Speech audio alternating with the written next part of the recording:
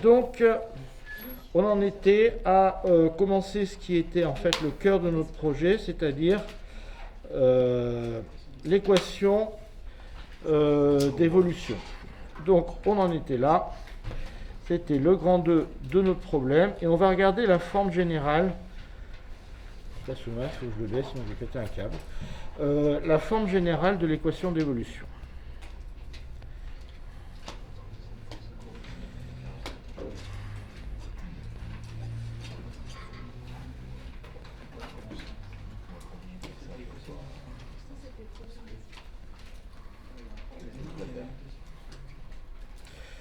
Alors, ce qui se passe, c'est que cette forme générale, vous allez le voir,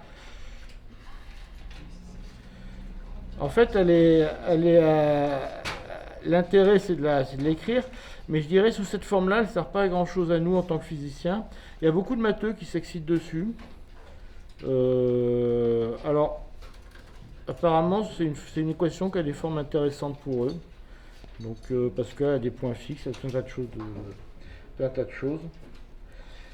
Donc, en fait, le but, il est simple. Hein. C'est d'écrire cette fonction-là qu'on a vue tout à l'heure, f de r, p et de t, avec des arguments physiques simples.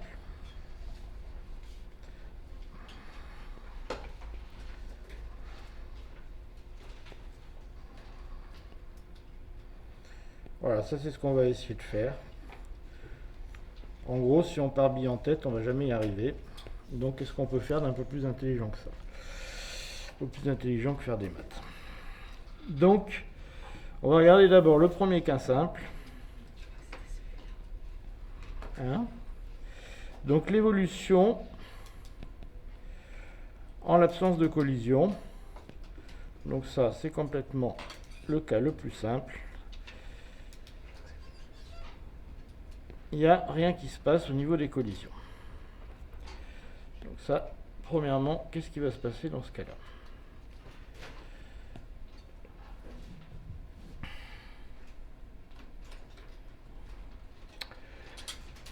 Première chose, si on est en absence de collision, on a de façon évidente df sur dt est égal à 0.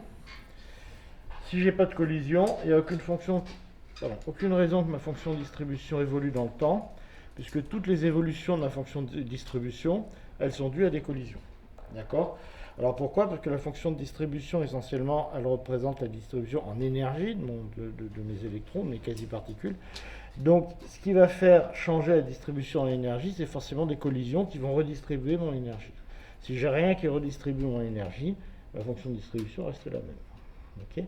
Donc quand j'ai pas de collision d'aucune sorte, alors faire attention parce que évidemment là on parle de quelque chose d'un peu entre guillemets mystérieux de mes consultables, c'est qu'est-ce que c'est que les collisions. Alors on va voir qu'il y a plusieurs façons de faire des collisions.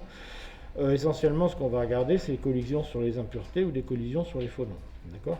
Mais là si j'ai une fonction de distribution et qu'il lui arrive rien, à ce moment-là la fonction de distribution elle bouge pas dans le temps, donc on peut écrire df sur dt est égal à 0. Alors, cette fonction de distribution, comme elle dépend de R et de T, on peut la dériver par rapport au temps. Donc on la dérive par rapport à F, au temps, à R et à P.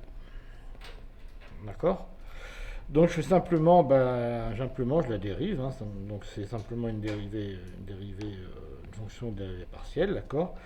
Donc la première chose, j'ai df sur dt, ça c'est simple.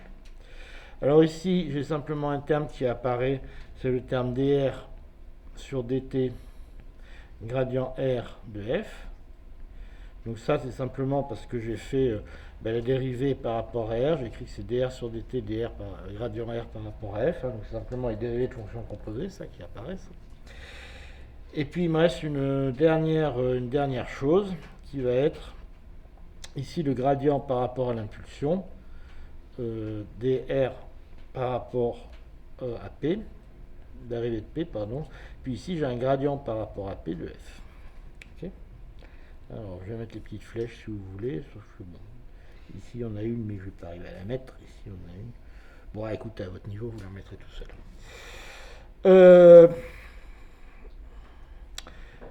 Alors maintenant, ce qu'on peut écrire, c'est que le gradient par AR, bon, ben, gradient de R, c'est simplement la vitesse, ça vous le savez.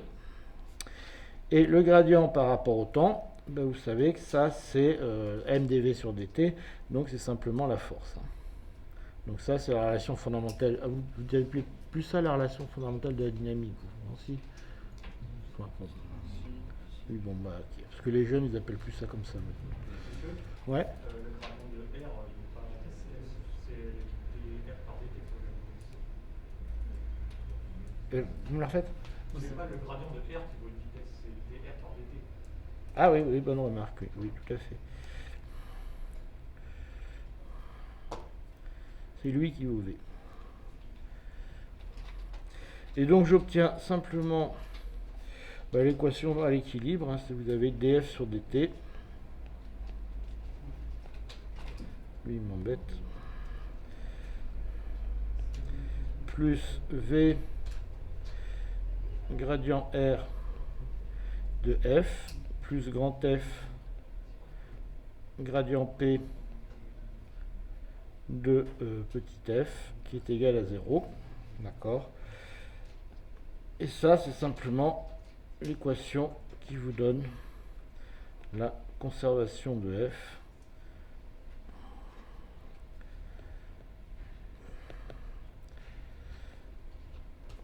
f en l'absence de collision.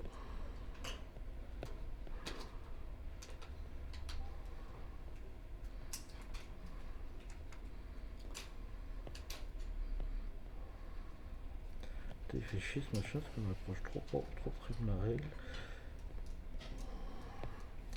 Ok. Donc ça, il n'y a pas de problème là-dessus, on n'a rien inventé, c'est simplement que si je prends la fonction de distribution à l'équilibre, elle vérifie ça. Alors, bon, donc si vous prenez Fermi-Dirac, hein, vous le mettez dedans, ça va marcher. Il n'est pas beau mon 0, je vais faire un beau 0, tiens, comme ça, on sera content sur mon... Voilà, comme ça je laisserai sur YouTube un 0, un beau 0.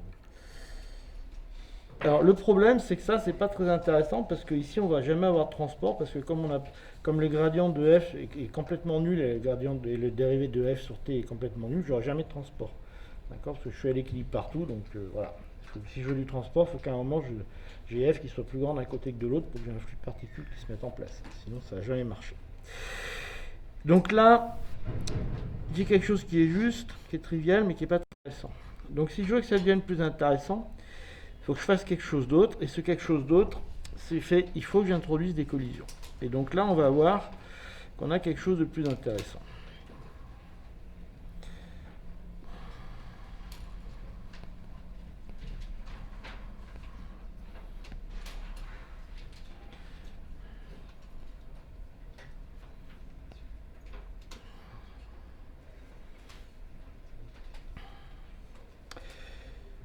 Donc, quand vous avez des collisions, là, ce que vous allez faire, c'est que vous avez une modification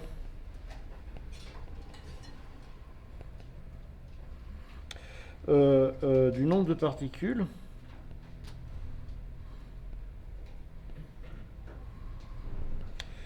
dans votre volume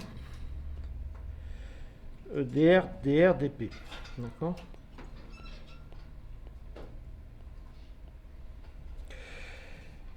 Donc en fait, vous prenez le nombre de particules et puis vous avez des collisions. Donc, alors, il y a 10 sortes de collisions. Vous pouvez imaginer des collisions avec d'autres électrons, mais ça on en parlera plus tard. Soit vous pouvez avoir des collisions, par exemple, avec un phonon qui va shooter une particule en dehors de son truc. Ou inversement, il ne faut pas oublier les collisions inverses, vous pouvez avoir un phonon qui va en ramener une dans ce volume-là. Donc on va détailler après ces deux processus. Mais ce qui va se passer, c'est que vous pouvez écrire formellement que la variation de f qui est due aux collisions, alors en général on l'écrit comme ça, ben celle-ci, elle va être due à df sur dt, c'est exactement la même chose que ce qu'on a vu tout à l'heure, plus v gradient r de f, plus f gradient p de f. Okay ? Donc ça, pour l'instant, ça c'est ce qu'on appelle l'équation avec un temps de collision.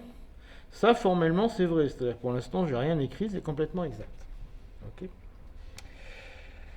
Alors, le problème, tout notre problème à nous, quand on a ça, c'est comment calculer f.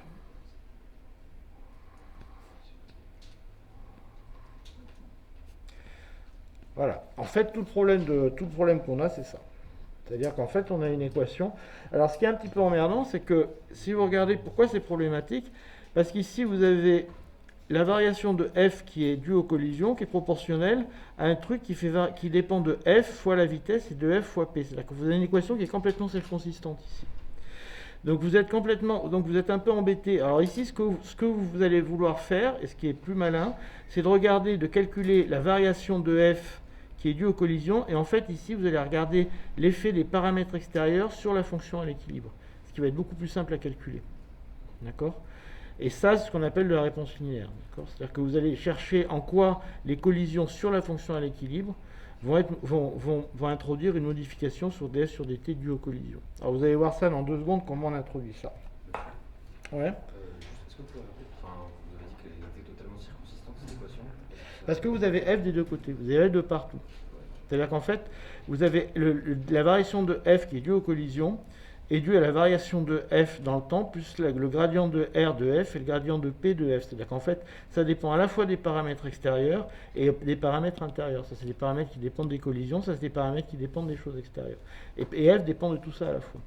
D'accord ? Donc, vous ne pouvez pas séparer les différentes variables et calculer séparément les choses. Donc, typiquement, quand vous allez faire ça, si vous voulez le résoudre, vous prendre une fonction d'essai, l'intégrer dedans et regarder en fonction des paramètres et tout le bazar. Et ça va être très merdique. D'accord. Alors vous allez voir plus tard comment on va le résoudre. En fait, on va faire des approximations sur les temps de collision. On va pas laisser cette partie aussi violemment que ça, de façon complètement intégrée. D'accord. On va faire des approximations pour pas avoir ce problème-là. Bien.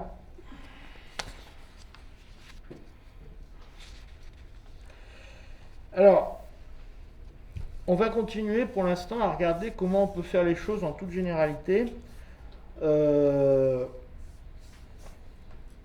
En écrivant simplement comment on peut écrire ce terme df sur dt de collision.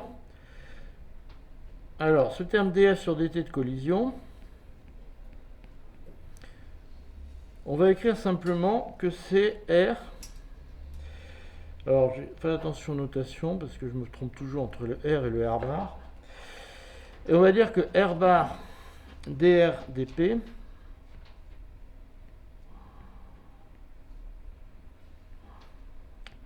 ça, c'est le nombre moyen de collision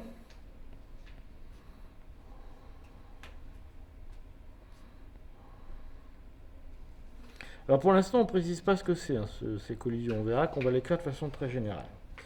Donc c'est le nombre moyen de collision pendant dt, tel que l'une des particules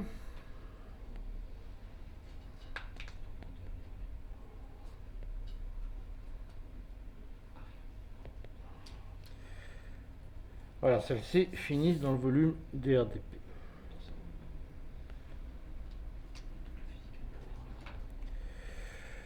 Donc en fait, ça c'est celle qui se rajoute au volume dRdp. Et puis R sans barre dRdp. Ça c'est le nombre moyen de collision.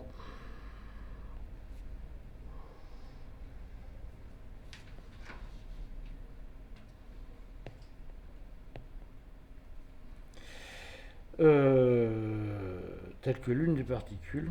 Alors,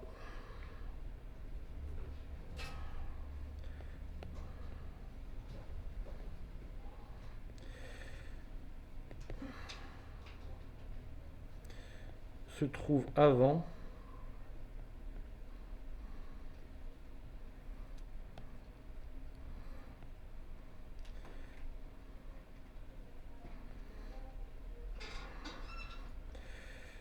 alors pourquoi je lui pose ça comme définition, c'est parce qu'après on va jouer avec les dp1 dp2, donc il faut avoir dans la tête ce que c'est, parce que sinon on se plante un peu pour savoir comment on écrit les choses.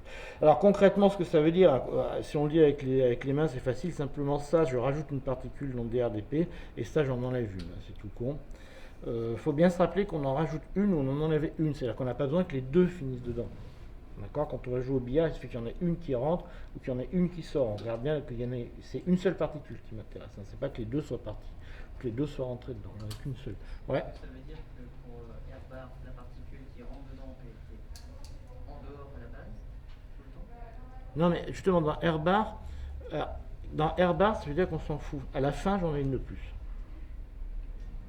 C'est-à-dire j'en ai deux qui vont se rentrer dedans. Il y en a une des deux, on s'en fiche laquelle, qui a fini dedans à la fin. D'accord? Quel que soit le processus. C'est-à-dire j'en ai deux au départ qui sont dehors. Ouais, au départ, elles sont dehors. À la fin, j'en ai une de plus dedans. Et R, en fait, c'est à la base, il y en a une dedans et elle sort. Oui, mais par exemple, ce qui compte pas comme collision, imagine que j'en ai une dedans, j'ai la deuxième qui rentre, et la première reste dedans et la deuxième sort. Celle-là, elle ne comptera pas de collision. Parce qu'à la fin, j'ai le même nombre. Si tu fais un carreau, par exemple, celle-là, elle compte pas. Les deux sont dedans et il y en a une qui sort. Et dedans, j'en ai une dedans, une qui sort. Enfin, je peux imaginer plein de choses, mais l'idée, c'est que la balance, c'est que j'en ai une dehors et une dedans. Enfin, j'en ai plus une ou moins une. Quoi. Donc en gros, R bar, c'est plus une. Voilà, c'est ça, c'est plus un et moins un.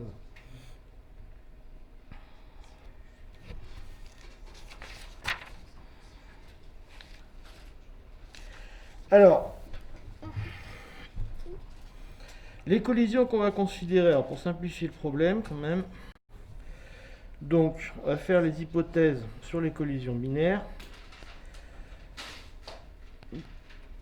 Donc ça, vous le savez, mais c'est quand même important de regarder dans quel cadre on se place pour regarder les limites de validité de ce petit jeu.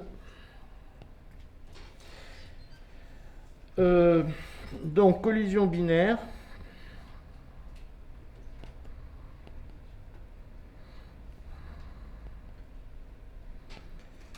Collision binaire, ça veut dire un gaz dilué. Alors pas tant que ça en fait, parce que si vous regardez par exemple un métal, ça marche assez bien. Alors que c'est loin d'être dilué un métal. Mais en fait dans un métal, les collisions à trois corps sont assez rares. Vous avez très rarement trois électrons qui se tapent dedans. D'accord. Donc ça marche bien dans un métal.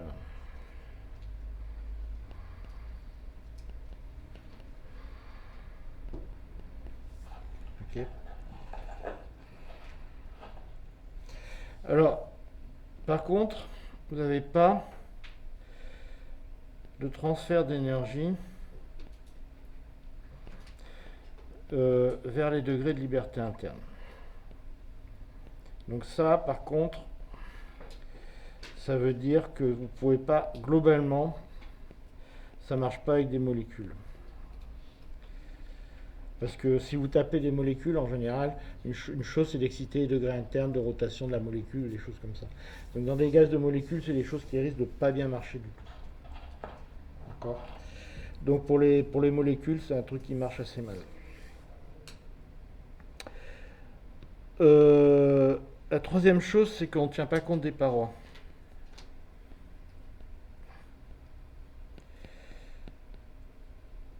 Alors ça,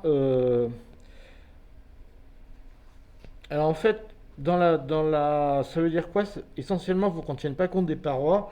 Ça ne veut pas dire forcément qu'il est grand le truc, mais ça veut dire que vous avez beaucoup de chocs sur des impuretés ou sur des trucs entre eux ou sur des phonons avant d'atteindre la paroi. C'est-à-dire que le nombre de chocs qu'il fait sur les parois est négligeable par rapport aux chocs qu'il va faire entre eux ou à l'intérieur du système. Alors ça, typiquement, c'est vrai pour un métal à l'ambiante, c'est vrai pour beaucoup de choses. Dans ce que je fais moi, par exemple, en physique mésoscopique, c'est pas vrai. Donc ça, c'est un système qui est un peu particulier et qui peut être gênant. C'est-à-dire que dans ce que je fais moi, les phonons ont une longueur d'onde très grande, un lit-parcours moyen très grand, et on est souvent dominé par des systèmes où en fait les chocs dominants, c'est les parois, justement. Donc on appelle les phonons balistiques. Et là, ce qui est intéressant, c'est que le transport est donné par la forme des parois. Donc vous pouvez avoir vous pouvez faire un entonnoir, un phonon. Je vous ai montré un virage à 90 degrés pour les phonons, et le phonon le voit. D'accord. Alors on avait fait une manip assez marrante d'ailleurs il y a quelques années, même avec des électrons, où on avait regardé les problèmes de patterns d'interférence sur des carrés et puis sur des losanges. Et en fait, un électron, quand il est très froid, si sa longueur de cohérence est assez grande, eh bien les interférences sur un pattern carré ou sur un pattern en triangle n'est pas la même. Donc en fait, à très basse température, quand il devient complètement cohérent, un électron voit s'il est sur un carré ou sur un trapèze. Les interférences ne sont pas les mêmes, la conductance n'est pas la même.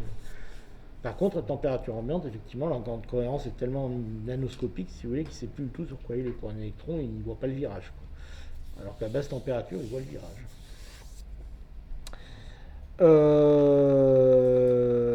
Alors, ensuite, les collisions.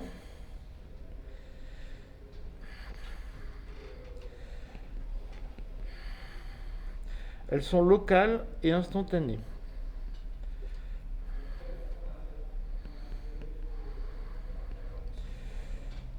Alors ça, c'est important parce que le fait qu'elles soient locales, ça veut dire qu'en fait, au moment où vous tapez, vous ne déplacez pas entre deux moments où vous tapez. Donc quand vous allez faire des calculs de transport, vous repartez exactement du même endroit entre le moment où ça tape, avant et après. Vous n'avez pas à tenir compte d'un certain décalage entre le moment où ça tape. Et instantané, ça veut dire que quand vous allez parler d'un temps de relaxation ou d'un temps de diffusion, le temps de la collision ne compte pas. Ça veut dire que vous repartez à zéro, vous n'avez pas à tenir compte du moment où ça tape. D'accord. Et en particulier, c'est très, très court devant le taux, c'est-à-dire le temps de relaxation qu'on va avoir derrière. D'accord. Le temps de collision n'influence pas là-dessus. Et enfin, un dernier point, alors qui encore est un peu relié avec ce que je fais, c'est qu'avant le choc, il n'y a pas de corrélation entre les particules.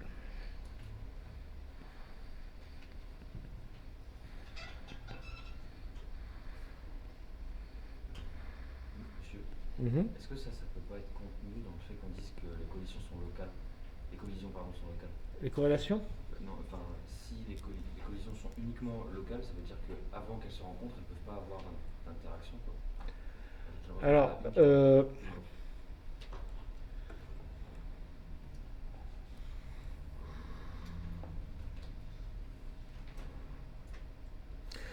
non, je dirais pas forcément parce que le fait qu'elles soient corrélées, pour moi, c'est plutôt lié à un problème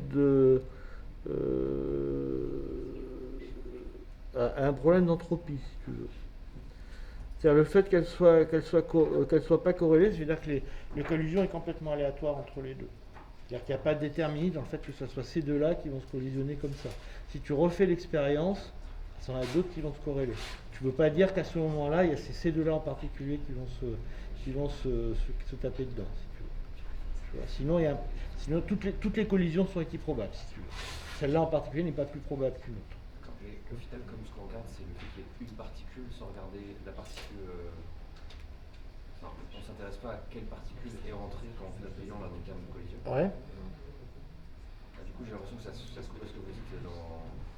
Oui, mais justement, quand tu vas intégrer, ce que je veux dire, c'est que après, quand on intègre sur toutes les particules, elles ont toutes le même poids. Quand on va intégrer sur tous les DP2, enfin ce qu'on appellera les P2 tout à l'heure, quand on intègre sur les DP2, il n'y a pas de poids sur les DP2. Ils ont toutes le même poids. Il n'y a pas de corrélation. Il n'y a pas un P2 qui a plus de poids que les autres. Tu vois ce que je veux dire? Si on avait une corrélation, on mettrait un poids sur les P2 en disant celui-là a plus de poids que les autres. Si tu veux. Justement, il n'y en a pas qui ont plus de poids que les autres. Alors ça c'est justement ça c'est un truc qui vous paraît bateau, mais en fait c'est très important comme description parce que juste s'il y en a qui s'intéressent à ce que je fais, en fait quand vous venez voir de la physique méoscopique, vous verrez que tout ça c'est faux. À basse température, tout ça c'est faux. Et c'est pour ça que le transport est décrit complètement différemment. On verra à la fin du cours, je vous donnerai un petit cours sur le transport quantique. Vous verrez que tout ça c'est faux. Et donc à basse température, on ne peut pas décrire le transport comme ça. Parce que, en fait, en dehors du fait que si les collisions restent locales et instantanées, mais à part ça, tout le reste est faux. Alors, quatrièmement, on va faire la description classique des collisions. Donc ça, en fait, vous savez le faire. Hein. On va juste le reprendre pour regarder un certain nombre de propriétés dans le cas du transport.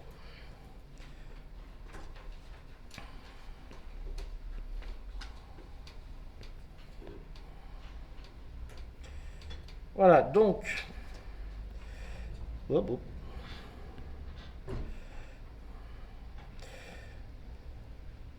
alors, on va avoir P1 et P2. qui vont se transformer en P'1 et P'2. Alors, si on considère que c'est des particules de même masse,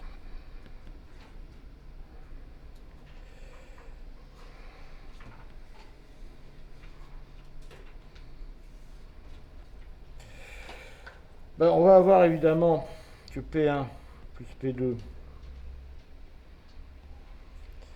est égal à P'1 plus P'2, comme vous l'avez appris au lycée.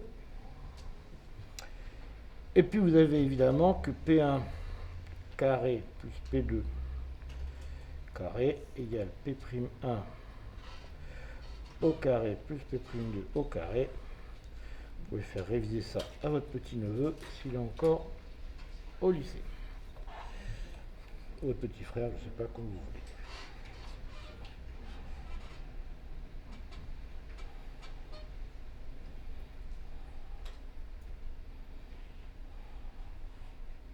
Mais du coup, monsieur, Hmm. ça veut dire que maintenant on va vraiment regarder chaque particule, sa trajectoire, quoi. Ouais, on va regarder ça. En fait, ce qui va nous intéresser, enfin, vous allez voir que ce qui va nous intéresser, c'est plutôt les problèmes de symétrie des surfaces de collision et des noyaux des noyaux d'interaction de collision. C'est ça qu'on va regarder en détail. Et en fait, pour ça, j'ai besoin d'établir les propriétés sur P1 et P2. Non, ça colle avec le fait que ce soit classique, quoi. Si c'était quantique, j'imagine qu'on n'aurait pas forcément mis. Alors, si c'est quantique, c'est complètement différent, parce qu'en fait, si c'est quantique, vous n'avez pas vraiment de collision. Si c'est quantique, vous avez des interférences. Mais le problème, si c'est quantique, c'est que quand vous avez des interférences quantiques, et ça vous le savez, le problème, c'est que classiquement, vous prenez deux trajectoires qui se rentrent dedans. Le problème quand vous avez un système quantique, c'est que vous ne pouvez pas considérer deux trajectoires. Vous savez, quand vous avez un pattern d'interférence, vous êtes obligé de faire interférer toutes les trajectoires. Et c'est ça complètement la différence. La trajectoire classique, c'est celle qui a la moindre action. Et vous savez, c'est ce qu'on appelle le principe de moindre action. Donc si vous prenez toutes les trajectoires quantiques dans un système, celle qui vous donne la moindre action, elle est en train de s'endormir, j'ai l'impression. Celle qui vous donne la moindre action, ça sera la trajectoire classique. Mais si vous regardez un système quantique, vous êtes obligé de prendre toutes les trajectoires et de regarder toutes les interférences. Et c'est ça la différence, la grande différence entre le transport classique et le transport quantique. Et en particulier, ce qui va se passer, c'est que du coup, le poids de ces trajectoires peut varier en fonction d'un paramètre extérieur. Parce que vous avez une phase dans ces trajectoires-là. C'est pour ça que la réponse va être complètement différente entre le transport classique et le transport quantique. Vous comprenez? Et donc ça, c'est la grande différence. Et pour ça, on est en train de regarder P1, P2, c'est tout. Ok? Et vous verrez qu'à la fin, si vous faites un cours sur le transport classique, quantique, ça, on ne peut pas du tout le faire comme ça. Allons-y. Alors, bon, maintenant, on va faire simplement des petits jeux. Donc, on va faire, ici, on va simplement prendre ça. Et on va faire que P1 plus P2 au carré est égal à P1 carré plus P2 carré plus 2 P1 P2. Ok. Puis ici, vous avez P'1 plus P'2 au carré qui est égal à P'1 carré plus P'2 carré plus 2 P'1 P'2. Ok. Ouais.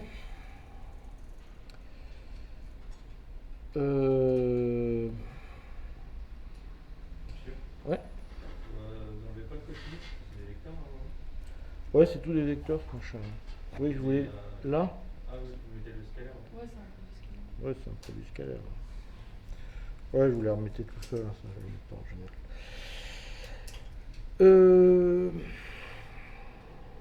Et puis vous voyez que cette propriété-là, alors, ça vous donne que ça, c'est la même chose que ça. Ça, c'est la même chose que ça. Ok. Et donc, vous obtenez directement que P1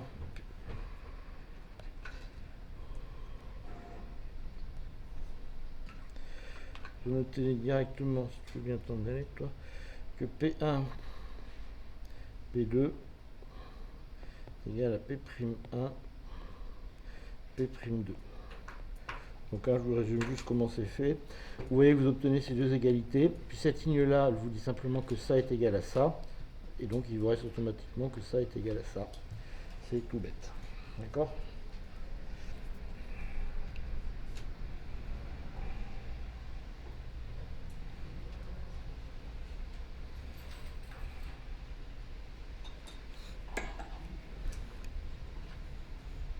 Pourquoi il manque des gens, hein,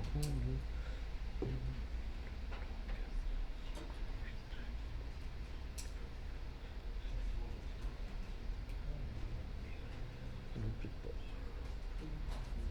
C'est compliqué. Alors, de l'autre côté, on va faire un petit changement de variable que vous avez fait aussi souvent. Vous posez un grand P. Alors, il faut que j'arrive à faire la différence entre les grands P et les petits P, qui est égal à P1 plus P2. J'ai peut-être pas pris des bons choix de variables. Il y a un petit P qui est égal à... Alors, il y a un demi pour que ça soit normé. Prenez un demi de P2 moins P1. On parle de mise sur le grand P du coup. Non. Non, parce que en fait, c'est juste qu'après, c'est bien de mettre un demi, vous verrez pourquoi. Mais ça, c'est juste, vous verrez, ça n'a aucune importance. Hein. Oui, 2 égale 1, ça va bien. Voilà, 0, 1 égale pi égale bar égale plat. Donc en fait, vous avez de façon évidente, vous avez grand P égale grand P'. Hein. D'accord ? Ça, c'est la conservation de l'impulsion.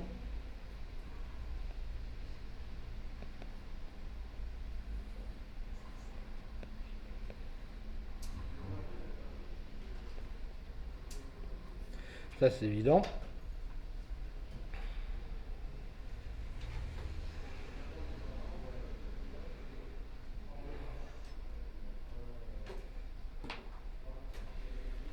Et puis, si vous regardez petit p au carré, vous voyez qu'il suffit d'élever ce bazar au carré, d'accord, et vous trouvez que ça fait un quart de P2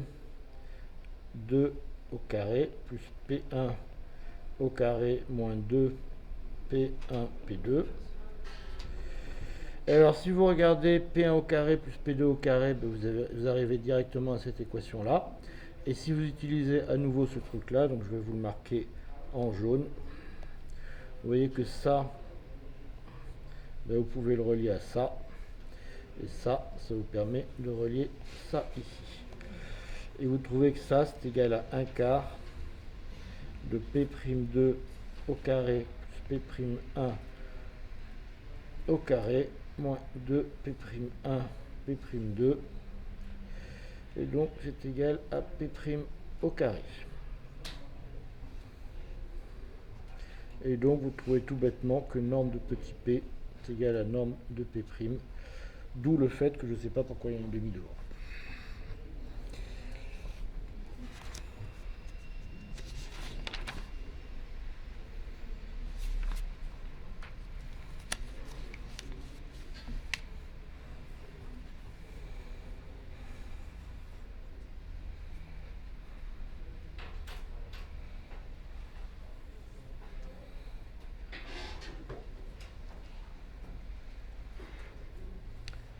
Alors, l'intérêt de l'écrire comme ça avec ce changement de variable, c'est simplement que vous voyez que cette collision, en fait, collision, vous savez, ça vous fait penser aux collisions de, qu'on appelle ça déjà, les trucs avec la feuille d'or là. Comment s'appelle ce gars-là déjà, Rutherford là, vous voyez. Donc en fait, c'est là, vous voyez que c'est l'équivalent à une rotation qui amène P sur P'.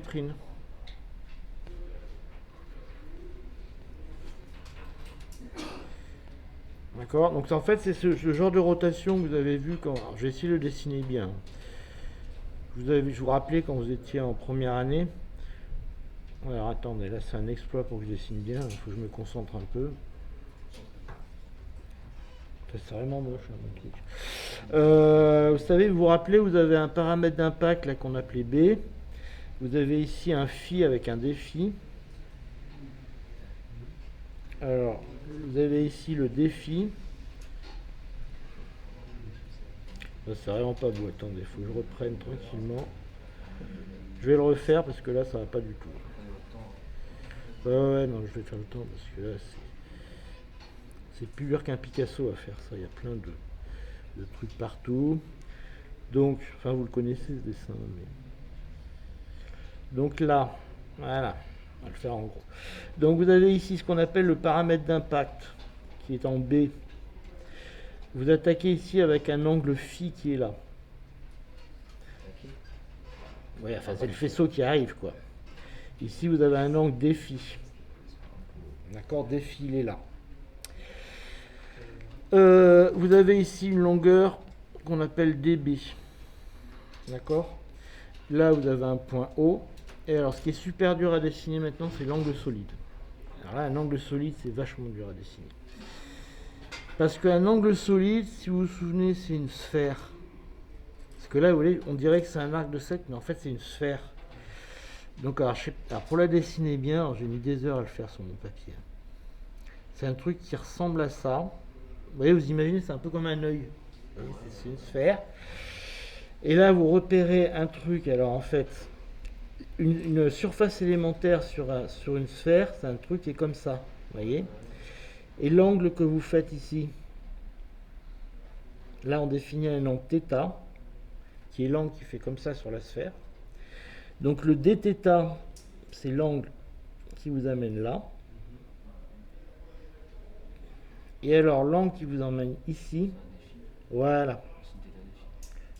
Voilà, monsieur est connaisseur. Et alors, après, en fait, le P', c'est celui qui est craché comme ça. Et alors, le P, il arrive comme ça. Le P, il arrive dans cet angle-là. Et Vloom, il repart comme ça. Et donc, la rotation, si vous voulez, c'est une rotation. P, il se conserve en norme. Et il tourne comme ça dans ce genre de collision. Vous voyez ? Et alors le d oméga, en fait, ce qu'on appelle l'angle solide élémentaire, c'est le d oméga, c'est celui-là qui est là. D'accord ? Donc B, c'est le paramètre d'impact. Monsieur, ça, pour le coup, je vois pas du tout ce que c'est le paramètre d'impact. Hein ? Le paramètre d'impact, c'est quoi? C'est une distance du coup? Ouais, c'est une distance. C'est une distance. Parce qu'en fait, si vous voulez, ce que vous transformez là, en fait, en gros, vous transformez un problème, deux particules se rentrent dedans. Le problème maintenant, c'est une particule qui est fixe et la deuxième qui tape dedans. Donc en fait, O, c'est la première particule. D'accord ? O, c'est la première. La deuxième, elle arrive comme ça. P, c'est la deuxième.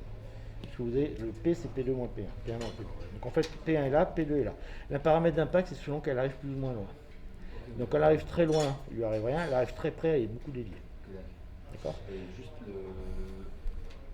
l'espèce de tore que vous avez dessiné sur la partie gauche, c'est ça. Ah non, en fait, il est super mal dessiné. Oui, parce qu'en fait, il n'est pas de face, normalement, il est comme ça, le tore. Vous voyez ? Le tore, c'est... Ah, imaginez. Voilà, mon truc, il est comme ça. Non, il n'est pas comme ça, il est droit. C'est mon micro, si vous voulez. Okay. Et la particule, elle arrive dans mon micro, elle est déviée comme ça. Okay. D'accord ? Et donc, la sphère, elle est là. D'accord ? Et en fait, dB, c'est simplement la distance au centre de mon micro. Et donc, vous avez un rond, là. Et voilà, imaginez, par exemple, ce que j'ai dessiné là, c'est le contour, vous voyez, de mon micro, là, en plastique. Et donc, dB, c'est la largeur de mon micro en plastique. Et défi, c'est un angle élémentaire sur le micro en plastique. Vous voyez ? Et puis de l'autre côté, il y a ma calotte sphérique qui est elle, à peu près compréhensible. D'accord ? Ouais. Et là, ça te vient relier du coup le dP avec. Voilà. Voilà. On va chercher, on va calculer le flux de particules qui arrive et qui est dévié parce que c'est ça qui nous intéresse après. Donc en fait, I, ce qui nous intéresse. Alors, mais j'arrive pas à vous faire de profil, ça. Enfin, je sais pas s'il y en a un qui est bon dessin, il faudrait qu'il nous fasse un dessin pour la semaine prochaine de ça de profil, parce que là, effectivement, lui, on dirait qu'il est de face, alors que non, en fait, il est à 90 degrés, ce truc-là. Vous voyez, c'est... Bon, si vous avez compris que vous savez dessiner, on vous fera un beau dessin. C'est un segment avec un truc au-dessus, quoi. Là, c'est une rondelle, vous voyez, une rondelle de mécano. Ouais, C'est ça, avec un axe qui est là, quoi. On s'en fout de son épaisseur, alors. Oh, on s'en fout complètement de son Ok, du épaisseur. coup, c'est bon, quoi. Pourquoi le point O il est super loin de cette rondelle? Il est où on veut, en fait. C'est pas... Mais le point O c'est Le centre de la particule. C'est la particule 1, en fait. le point O. d'accord, qui elle est fixe. Oh, elle est fixe. Donc tout la le temps. particule B elle arrive dessus. Ouais, mais à une certaine distance B. Elle arrive à une certaine distance B. D'accord, ça. Parce que, en fait, parce que justement, le problème, c'est que vous avez. Alors, comment vous imaginez ça? Vous avez ici. Alors, je vais vous faire. Elle est où ma particule B là? Voilà, une particule B, c'est ma crée là. L'autre, elle arrive comme ça, sur ma particule B, mais elle a une certaine surface efficace de collision. On va appeler sigma oméga. Donc, elle arrive pas, elle va être diffusée pas seulement si elle arrive droit sur elle. Elle va arriver si elle est là, elle est déviée. Alors, par exemple, plus elle arrive loin, c'est-à-dire plus B va être grand, moins elle a d'efficacité. Si elle arrive très loin, elle s'en fout, elle passe tout droit. Si elle arrive près, elle va être très déviée. D'accord? Donc c'est pour ça que le paramètre B que vous voyez au tableau, il est vachement important. D'accord? Et la déviation, elle dépend, le θ sur la déviation. Alors le phi, vous allez voir qu'en fait, il n'est pas très important, parce qu'en fait, il y a un problème qui est invariant par rotation. Hein, d'accord? Oui. D'accord? Donc en fait, il passe comme ça, si vous voulez. C'est pour ça que dans vos paramètres, B, il est important, mais phi, en fait, il n'est pas très important. Le défi qui est à gauche, c'est pas le même défi qui est à droite. Dans l'absolu, on s'en fout. Enfin, Ah si, c'est le même, parce que par contre, justement, comme vous avez une invariance, si elle rentre dans cet angle-là, elle sort aussi dans le même.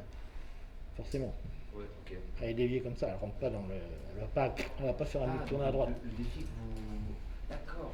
Mais oui, parce que le défi qui est là, il se retrouve... c'est ce que je veux dire. Du coup, en Bah, gros, le défi qui est là, imaginez que ça, c'est par elle comme ça. Le défi qui est là, vous le retrouvez là. ouais. D'accord? Vous le retrouvez là. Voilà. Dans des sens sous plusieurs angles. Hein? Dans des sens sous plusieurs angles. En fait, il faudrait faire le dessin sur plusieurs angles. En fait, le plus facile, c'est celui de gauche. C'est facile, hein, c'est juste un rond avec 3 trucs. Par contre, ce qui n'est pas facile, c'est effectivement de voir que le défi est là, que le dθ est là, parce que là, c'est un angle solide. Donc, c'est pas évident de voir comment ça se découpe, un angle solide. Faire bien, hein. Donc, B, c'est le paramètre d'impact. Et I, c'est le flux incident sur O. Alors, pourquoi c'est le flux incident sur O? Parce que je vous ai dit, O, c'est la particule immobile, c'est la 1. Donc, en fait, c'est ça qui nous intéresse. D'accord?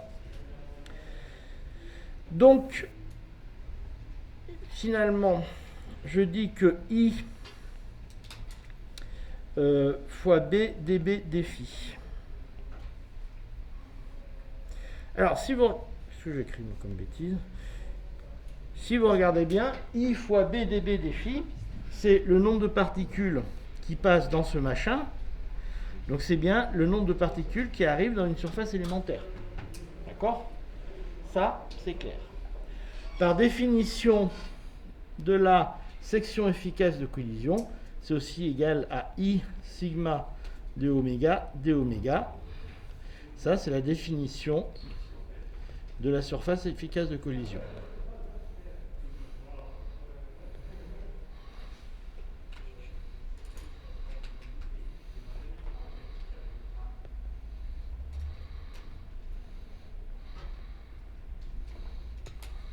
D'accord?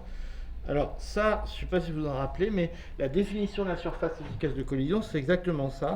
C'est que les particules qui vont rentrer dans ce machin qui a une longueur dB et un angle ici dφ, donc j'ai une incidence ici comme ça, elles ressortent par définition dans ce truc-là, qui a un angle solide d oméga, et la section efficace, c'est sigma d oméga. Ça, c'est par définition, ce qui rentre ici ressort dans un angle solide, sigma d oméga, d oméga. D'accord? Donc, c'est la section efficace du collision. Par contre, on ne sait pas la définir pour l'instant. Ça ne mange pas de pain d'écrire ça, parce que pour l'instant, c'est une définition. D'accord? Hein? Donc, on recopie bien. Oh, oui. Donc, comme je le dis, il reste à calculer sigma de oméga. Voilà. En fait, Juste pour comprendre, la rondelle que vous avez dessinée là, c'est une zone d'interaction où dans cette zone-là, il va être dévié si jamais c'est. La zone d'interaction, en fait, elle est par là. Imaginez, j'ai une particule qui arrive, Oui. qui fait voum, poum. Ouais. Et en fait, la zone d'interaction, elle est par là, si vous voulez. Elle est là. Alors, si j'arrive près, ça fait boum. Si j'arrive loin, ça fait vaguement boum. Et plus je suis près, plus Ouais, il dévie mais- fortement. Du coup, là le machin avec la distance B, peu importe où on le dessine. Enfin, Oh oui, non, mais là, ce truc-là, vous le dessinez où vous voulez, on s'en fout. ok. Parce que là, il arrive droit. Si vous voulez. Là, si vous voulez, il arrive droit, il sert juste à compter combien j'ai de particules. Donc là, Ok. là c'est juste un anneau que je découpe en longueur dB des phi. Mais à cet endroit-là, c'est plat. Donc vous le mettez là, on s'en fout. C'est avant que ça soit délié. C'est ça. Ok.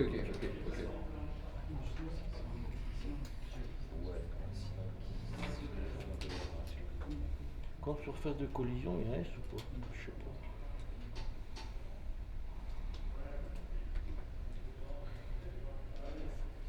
En fait, ce qu'il faut bien comprendre, c'est cette définition, parce qu'on va jouer avec pas mal après.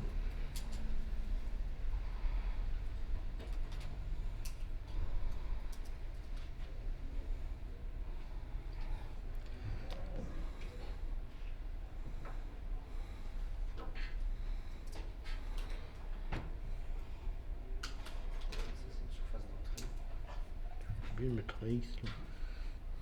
Flux.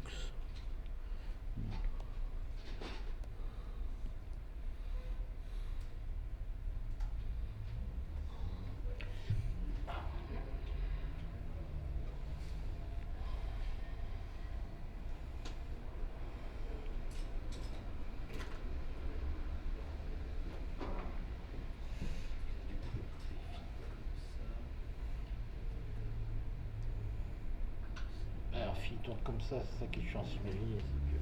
En fait, sur la partie là, phi tourne comme ça, et theta il tourne comme ça.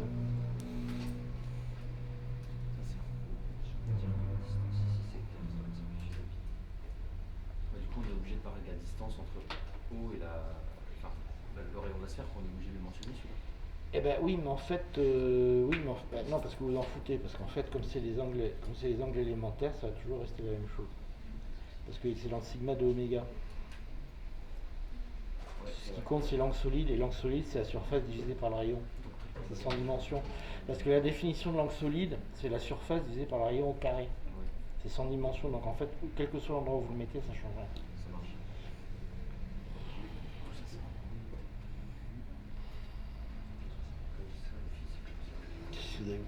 Vous avez foulé le poignet.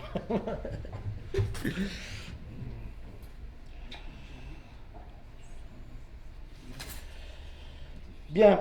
On peut passer à la page suivante, tout le monde.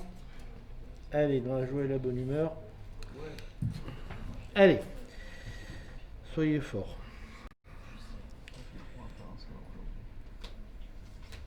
Hein? Non. Mais non.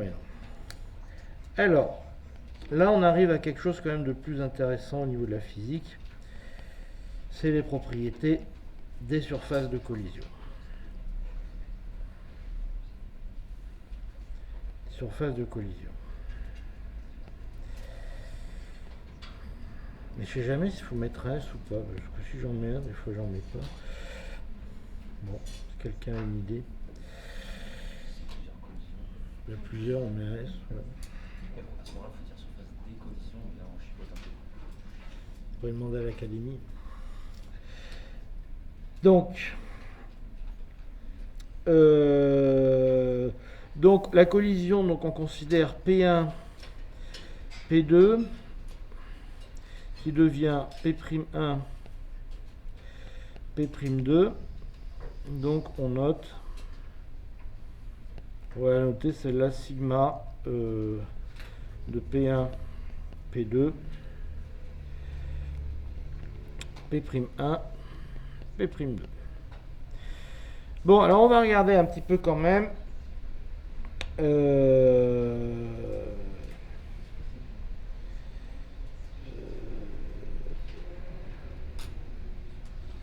Donc sigma,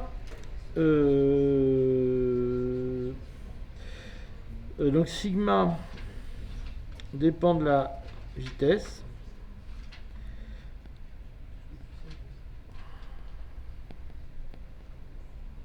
des deux particules. Ok.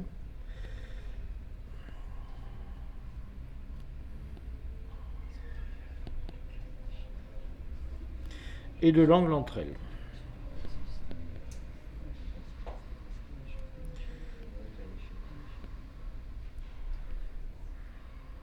D'accord? Bon, ça, c'est assez évident.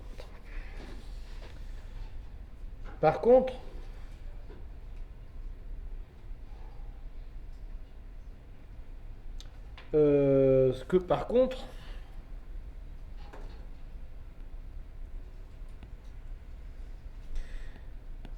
l'interaction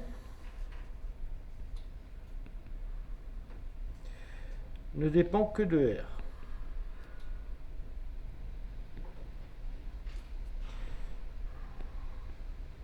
Et en particulier, elle ne dépend pas de V ni de T.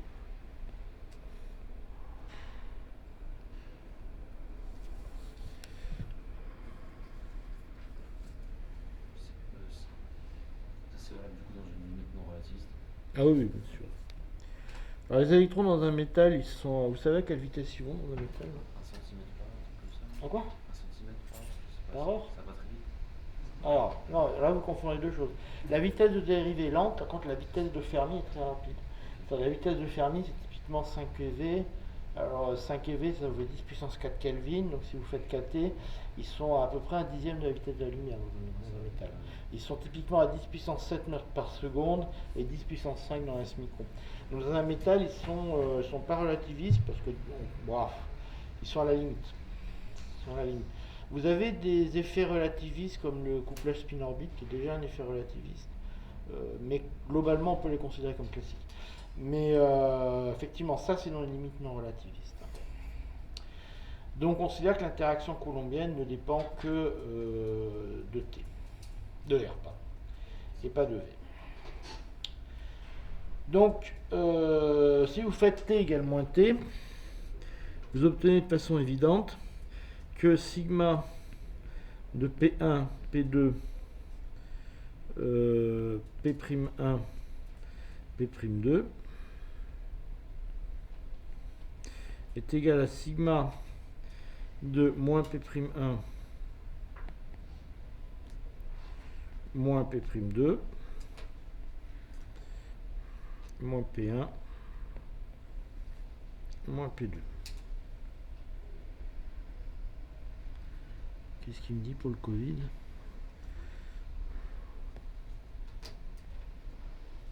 Oh putain. Oh là, le plan Covid de l'université. Oh là, on est mal là. Oh, putain, je vous projetterai à la fin pour vous marrer. Ça vient du grand chef. Voilà, donc ça c'est la réversibilité dans le temps. Hein, donc vous remontez dans le temps, ça vous donne ça de façon assez évidente.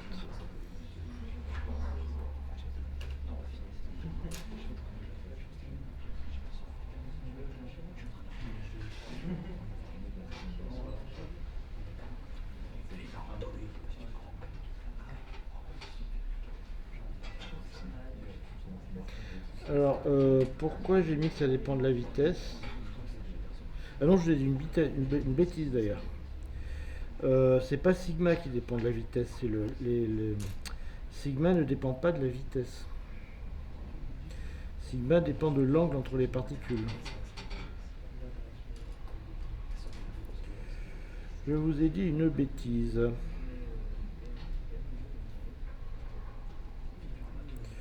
Je vous ai dit une bêtise. Sigma ne dépend que de l'angle entre les particules.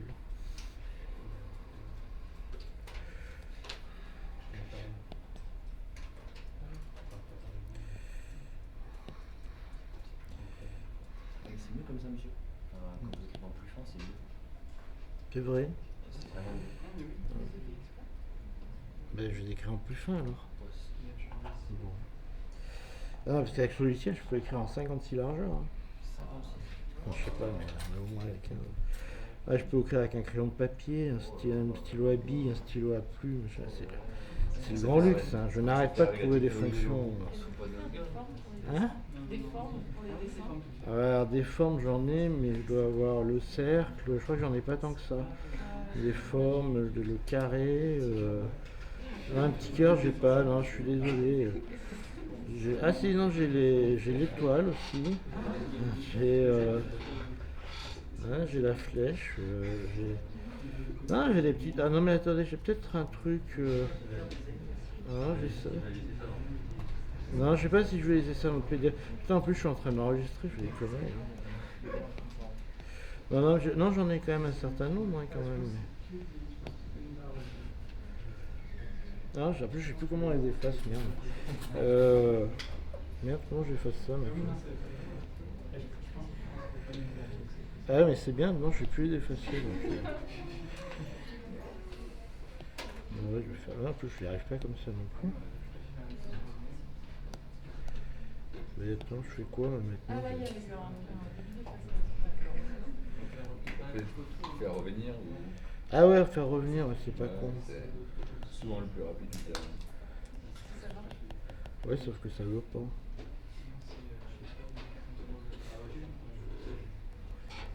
Ah ouais, c'est pas bête ça. Bon.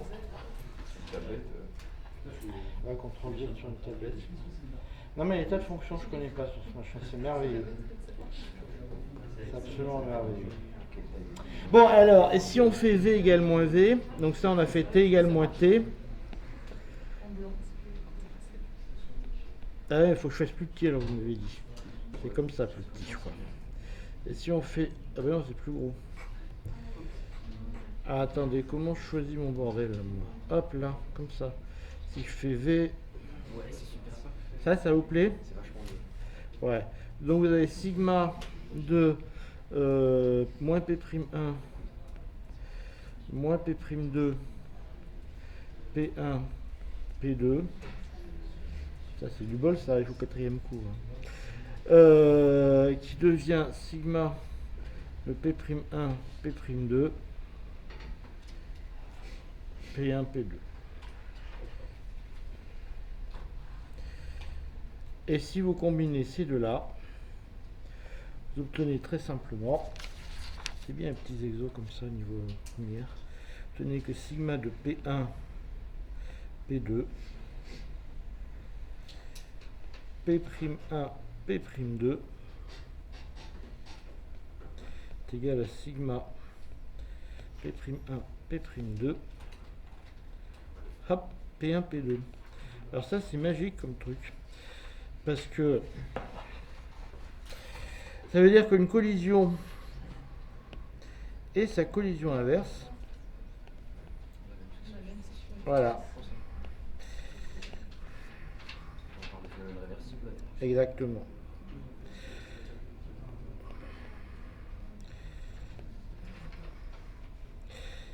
Ça veut dire qu'en fait, on a une micro-réversibilité. Micro. Bah ouais. Ah oui, juste à l'échelle d'une collision. Voilà, elle est toute petite. On a une micro-réversibilité. Alors lui, il m'emmerde.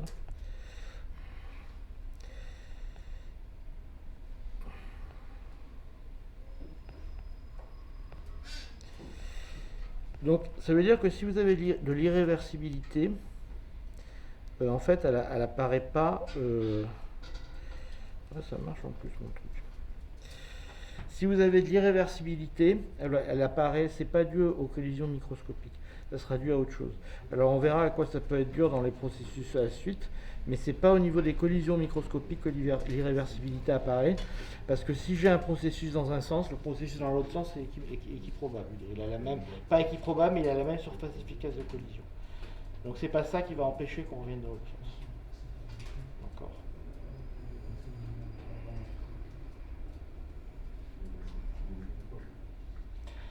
Alors on va voir tout de suite que dans les équations du transport, on a un peu la même chose, c'est-à-dire que finalement, les taux de transition dans un sens et dans l'autre sont aussi équivalents. Donc tout ça pour l'instant c'est complètement réversible.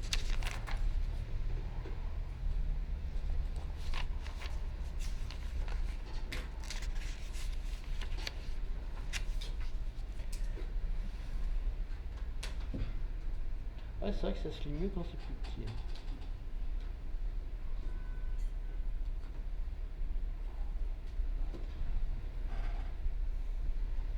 Putain, j'aime pas vous voir avec des masques. J'ai l'impression que vous allez tous m'agresser. Hein.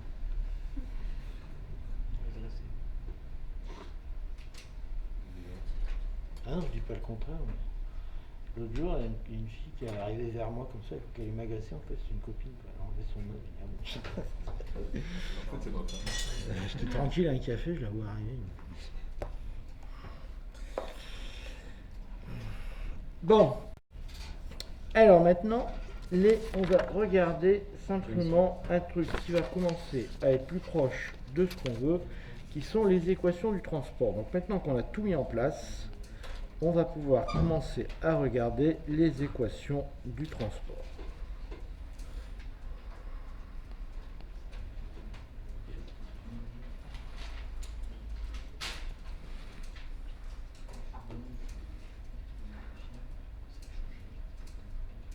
Mais du coup, vous n'allez jamais au campus, vous, du coup? Si, non. Le lundi? J'y habite, moi. Vous habitez au campus? C'est une décision de justice ou vous avez choisi? Ça, c'est joli, quoi. Ah ouais? Bon, c'est pas cher pour les étudiants. Ah ouais, non, c'est pas cher, ça c'est vrai. Non, ça, c'est... Mais à mon époque, c'était vraiment glauque. Maintenant, ils ont peut-être ouvert un peu des trucs. Non, il y a des cafés, il y a quelque chose là-bas? Ouais, comment je dis, de la bière. Ah ouais, parce qu'à mon époque, il n'y avait rien. Les moustiques, ça, il y en a partout. Non, à mon époque, il n'y avait vraiment rien, c'était glauque. Là. Bon.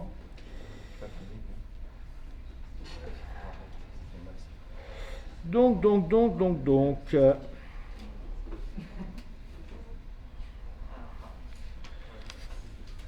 Donc, on va aller un peu plus loin. Donc, ce qu'on avait maintenant, c'est qu'on a le terme df sur dt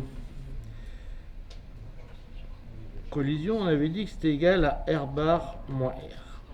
Bon.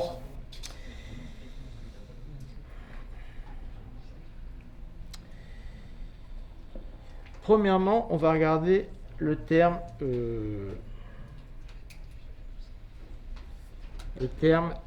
R.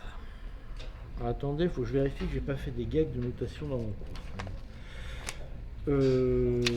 J'espère que je suis cohérent, vous me direz si j'ai raconté n'importe quoi. Entre le R et le R bar. Alors, premièrement, le terme, on va regarder le terme R. Donc ça, c'est les molécules qui sont en R.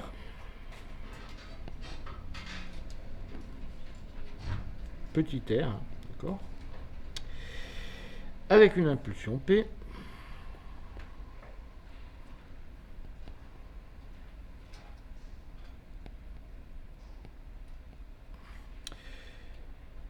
et qui sont frappés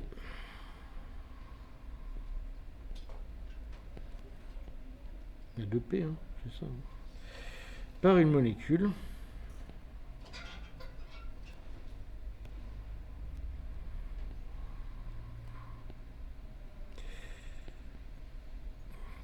en R avec une impulsion P2. Alors, elle est forcément en R aussi, hein, parce que si elle n'était pas en R, elle ne pourrait pas la frapper. Hein, d'accord. Donc la deuxième particule elle est forcément en R et elle a forcément une impulsion P2 différente de P1, sinon elle ne ferait rien. Okay. Donc elle est frappée par une particule qui se trouve au même point et qui a une impulsion différente. Donc maintenant, il s'agit juste de les compter. Hein. Okay. Donc pour les compter, on va faire... ouais. Vous avez dit que ça marchait pas avec les molécules, ça? Bah en fait, non, enfin ça marche pas. Disons que le problème, c'est qu'on va pas considérer les problèmes avec les molécules, c'est qu'on a des degrés de liberté interne. Quoi. Oui, c'est ça. Mais je posais avec les molécules, mais je pense Parce que que c'est vous les avez écrit particules. molécules. Ah oui, non, c'est pas des molécules, excusez-moi, c'est pas des molécules, c'est des particules, excusez-moi.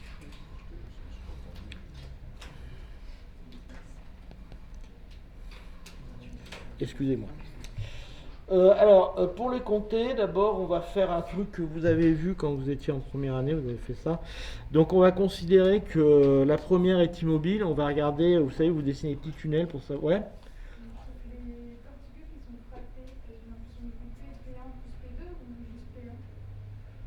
Ah mais non, elles ont P1 parce qu'en fait, vous avez des particules. Vous êtes dans un espace à 6 dimensions en R et en P. Voilà. Vous avez R qui a 6 composantes et P qui a 6 composantes. Ok. Donc vos particules, elles ont la première, elle a une impulsion P1 qui est son impulsion, et peinarde, elle est là, tranquille. Bon. Et la deuxième, elle va arriver, mais elle tape dans la première quand elle est en R. Il faut qu'elle soit au même endroit. Et elle aussi, elle a son impulsion P2. D'accord ? Tout à l'heure, ce qu'on avait fait, c'était un changement de variable qui permettait de se représenter les choses dans un truc relatif. Et c'est ce qu'on va faire ici aussi. D'accord, pour trouver combien il y en a. Mais elles ont toutes les deux leur propre impulsion. Okay. Mais alors là où on en revient à ce que vous dites, c'est que pour calculer le flux, on va faire la chose suivante.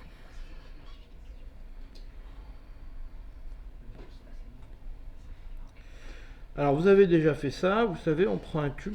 Ah oui, c'est mon masque qui m'emmerde. On prend un tube, vous savez, qui se calcule comme ça, qui a une longueur V2 moins V1. Et on considère que toutes les particules dans ce tube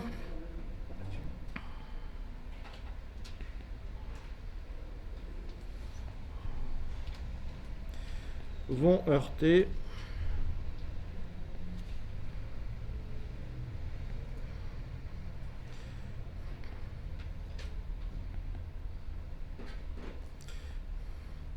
alors le diamètre de ce tube, ben, on va dire simplement que c'est essentiellement sigma de oméga. D'accord ? Donc ça, je vous démontre rien, je vous le fais à la main parce que ça paraît relativement logique. D'accord ? Ça vous rappelle au souvenir d'enfance. On considère que 1 est immobile et toutes les particules qui sont derrière elle dans une longueur V2 moins V1 et qui ont un tube de largeur sigma de oméga vont venir lui taper dessus un instant ou l'autre. Bien.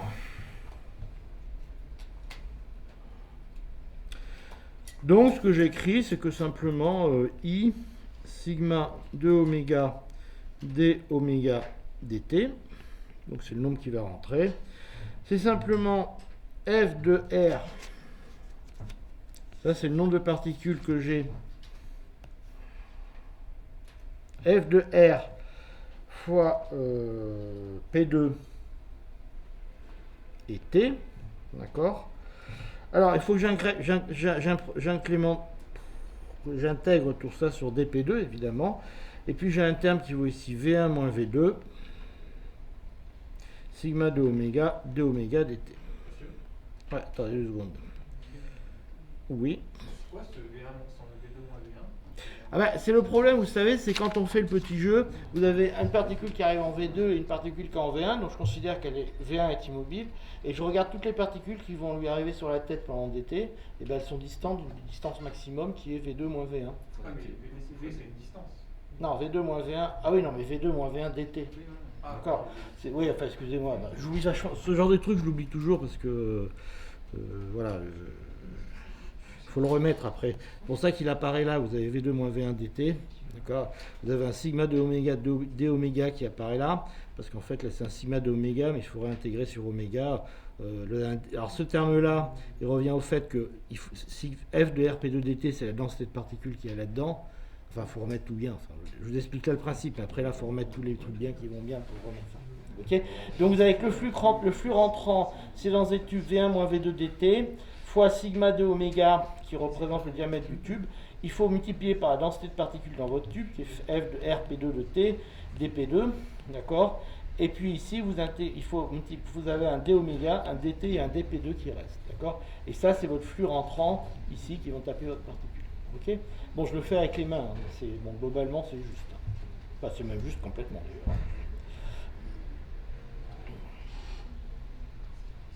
Faut pas prendre du coup en question le solide. Faut pas considérer un taux de solide. Si, mais c'est pour ça qu'après, mais tout est dans le sigma de oméga. Et après, on va le reprendre là. Ouais. Non, mais c'est vrai, ce qui est un peu caché dedans, c'est que ça, c'est relié à ça. En fait, plein de variables sont reliées là-dedans. Vous allez voir plus loin qu'en fait, il y a des... Ça et ça, c'est pas des variables indépendantes. Le P2 et le oméga. Parce que le P2, si vous remontez au dessin d'avant, le P2, c'est celui qui sort, et il sort dans un angle oméga, justement.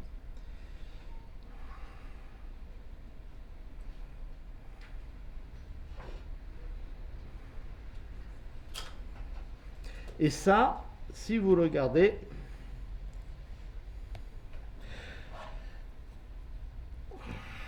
vous pouvez écrire que R dr dp1, donc ça c'est le nombre de particules qui vont sortir de mon petit cube de taille dr dp1, ben, c'est simplement f de r p1 t dr dp1. Donc ça c'est le premier terme qui tient compte, parce que là j'ai regardé que la partie dp2. Maintenant il faut que je regarde aussi les particules à l'intérieur. Il faut que je le multiplie par le nombre de particules qu'il y a à l'intérieur au départ. D'accord?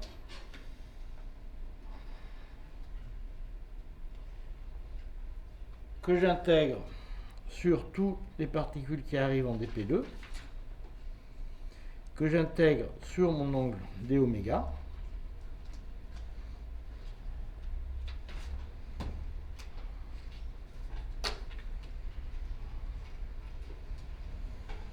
et puis ici il me reste un terme V2 moins V1 dt, et il me reste ici un terme F de R P2 et T. Et je crois que je n'ai rien oublié. Non, tout va bien.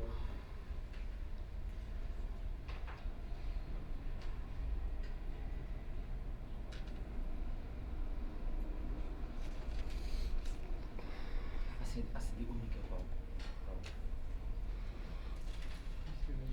Voilà, donc ce terme ici, il représente, vous voyez, le nombre de particules qui sont sorties de dr dp1 par unité de temps.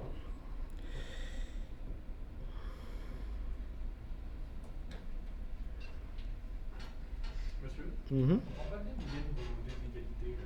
Ça et ça. Ouais. Bon, ça, c'est le nombre de particules qui rentrent dans mon tube et qui vont aller taper sur une particule dp1 qui est en 1, d'accord? Sur une particule de type 1. Okay. Maintenant, il faut que j'intègre ça sur toutes les particules que j'ai dans mon petit cube de type 1. Et j'en ai en fait un nombre qui est f de R1t dr dp1. D'accord? Et c'est ce nombre-là qui m'intéresse. Le nombre total de particules qui vont être sorties. Ok? Donc, il faut que je multiplie R par dr dp1 pour avoir le nombre total de particules qui sortent. Et pour ça, il faut que je multiplie le résultat que j'ai trouvé au-dessus par f de rp1 de t, c'est-à-dire la distribution, si tu veux, de particules, fois dr dp1. D'accord? Et ça va me donner la quantité qui m'intéresse intégrée sur dr dp1. Oui? Il manque pas du coup la surface efficace. Ben, elle est là, sigma de oméga, et je l'ai oublié, c'est ça que tu dis? Oui, je l'ai oublié, tu as raison. Je l'ai oublié. Si on intègre des oméga tout seul, Ça ne change pas grand chose. Ça va faire 4 pi, c'est tout ce que ça va faire.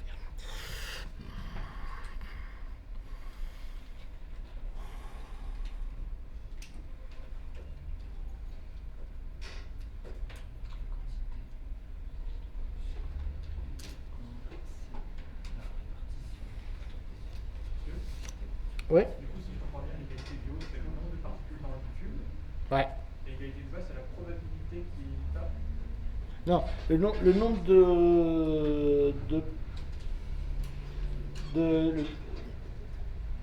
Attends, je vous ai écrit une bêtise en plus parce qu'il y a un dt en trop. Oui, parce qu'il y a un dt en trop, parce qu'attendez, les dt ils se simplifient ici. Alors attendez, déjà je corrige mon erreur. Excusez-moi, parce que j'ai un dt qui se simplifie ici.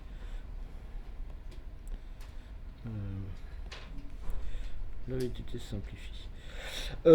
Non, alors on va dire que ça, c'est une particule, 1. L'égalité d'en haut, c'est le nombre de particules qui arrivent dessus. D'accord ? L'égalité d'en dessous, c'est qu'en fait, dans mon volume, j'en ai pas qu'une, j'en ai plein. Donc l'égalité d'en haut, c'est ça multiplié par le nombre de particules que j'ai dedans. D'accord ? Donc l'égalité d'en haut, si tu regardes d'en bas, c'est la même que celle d'en haut, multipliée par la densité de particules que j'ai dans mon carré. C'est tout bêtement ça. Et le nombre de particules que j'ai dans mon cube, c'est ça fois dr dp1. C'est uniquement ça la différence. Et ça, le nombre de particules que j'ai fois le flux qui arrive, c'est exactement ça que je cherche, c'est le nombre de particules qui sont sorties de mon cube. D'accord ? Donc si tu veux, ça c'est le... Alors, on va faire un petit dessin si tu veux. Alors, petit dessin pour moi, c'est pas très une bonne idée de le faire. Enfin bon. Je dis que ça, j'ai un petit cube. J'ai un petit cube.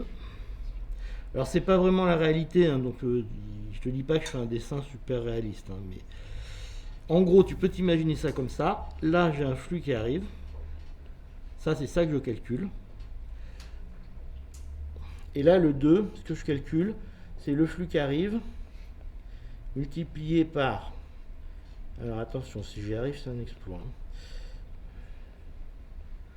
multiplié par le nombre de particules qu'il y a dedans.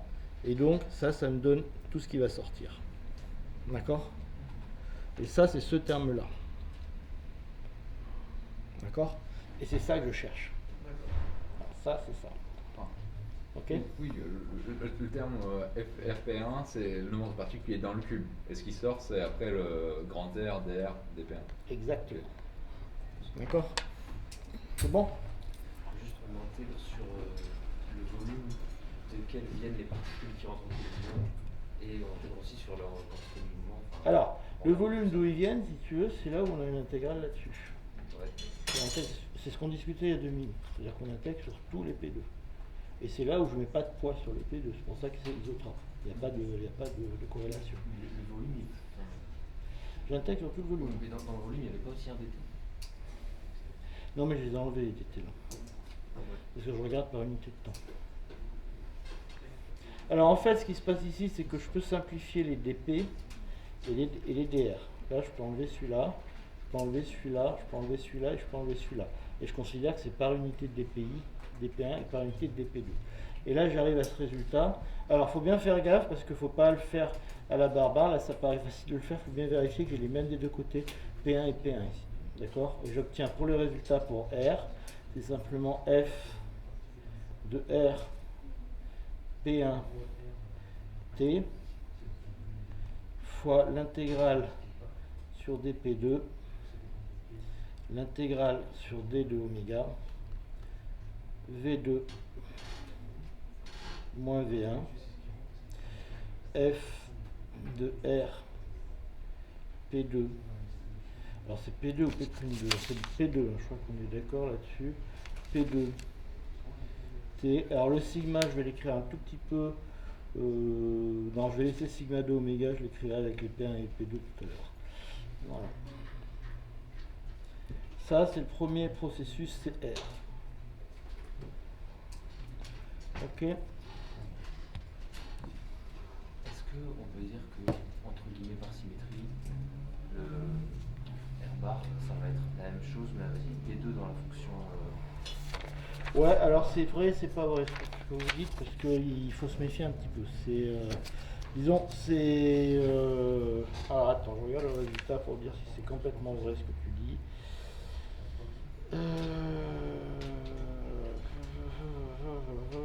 Non, c'est pas complètement vrai ce que tu dis, parce qu'il faut se méfier justement des symétries sur sigma qui sont pas complètement triviales. Parce que les sigma de oméga, il faut faire attention que ce sigma là, c'est un sigma, la section efficace de collision que tu considères là, c'est la section efficace de P1, P2 donne P'1, P'2. Dans l'autre cas, tu considéreras une section efficace de, attends, il faut bien se remémorer le process, ça va être P1, P2 donne, attends, là tu avais, non, là tu rentrais avec P1, P2 donne P'1, P'2, et dans l'autre tu vas considérer une autre P'1, P'2 donne P1, P2. Enfin, il faut regarder les process. Et ce que tu vois, c'est que les symétries de la fonction efficace de collision ne sont pas triviales par rapport aux autres. C'est-à-dire toutes les symétries ne sont pas les mêmes. Parce que toi, quand tu dis qu'il y a des symétries, le problème c'est qu'il faut faire attention à la symétrie de ce terme-là. D'accord? Parce que la sigma de oméga, c'est pour ça que j'ai hésité à vous l'écrire avec la symétrie par rapport à P1, P2, donc P'1, P'2. Parce que c'est quand tu vas renverser celle-là qu'il faut faire attention. Tu vois? On n'avait pas vu juste avant que dans les deux sens, ça... Alors, tu vas pouvoir l'écrire dans les deux sens, mais il faut faire attention à ce moment-là quand tu renverses celui-là, quand tu renverses celui-là, enfin c'est un peu plus compliqué que ça, tu vois. Parce qu'il faut tout renverser, je suis d'accord que l'idée c'est de tout renverser, mais de le faire proprement. Bon, Moi j'ai une autre question. ouais. En quoi le fait de multiplier le nombre de particules qu'il y a dans le cube fois le flux, ça donne le nombre de particules qui sortent? Bah, parce que tu as le nombre de particules qui vont arriver dans ton cube à l'instant T,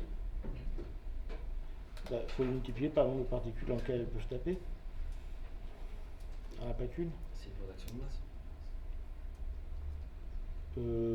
Dit intelligemment, c'est peut-être ça le nom, je sais pas. Mais une loi d'action de masse, c'est ce qui décrit les chocs en chimie, une réaction A plus B donne un truc, ça va être la vitesse de réaction, ça va être proportionnel à une constante fois la concentration A et la concentration B. Ouais, c'est ça. Enfin, je veux dire, c'est que si à un instant, il faut faire attention, c'est que c'est local. Ici, on dit bien qu'elles sont au point R. C'est-à-dire que dans un cube de largeur dr, donc tu as un problème ponctuel. Donc si tu as n particules sur ce point-là et que tu envoies n1 particules, toutes les réactions, oui, c'est un peu ce qu'il dit, toutes les particules vont réagir si elles sont là. Donc tu en as n, n vont réagir avec. Parce que c'est un problème local, tu es en dr, donc elles vont toutes taper dedans. D'accord? C'est bon pour tout le monde? Bon, la semaine prochaine, on va finir ça.